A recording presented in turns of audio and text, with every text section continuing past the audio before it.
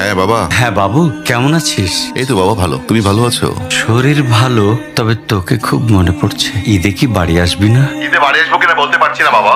তোমার অ্যাকাউন্টে টাকা পাঠিয়ে দিয়েছি বাবা, আমার প্রমোশন হয়েছে, স্যালারিও বেড়েছে পুরো 1 লাখ। আলহামদুলিল্লাহ। বাবা তুমি তো বলেছিলে পিতৃদিন কখনো শোধ হয় না। তুমি 26 বছরে আমার পিছনে যত টাকা খরচ করেছো, তুমি কি জানো আগামী 5 বছরে সেই টাকা তোমায় ফিরিয়ে দিতে পারবো। আমার এখন স্যালারি মাসে 1 লক্ষ টাকা বাবা। ও, এই কথা। তাহলে শোন, তোকে একটা গল্প বলি। বলো বাবা। তোর বয়স যখন 4, তখন আমার বেতন 3000 টাকা। 1200 টাকা ঘর ভাড়া দিয়ে 1800 টাকায় চলে সংসার। আমি আমার সাধ্যমতো সারা জীবন চেষ্টা করেছি তোর মাকে সুখী করতে, প্রতি ঈদে কোরবানি দিতে।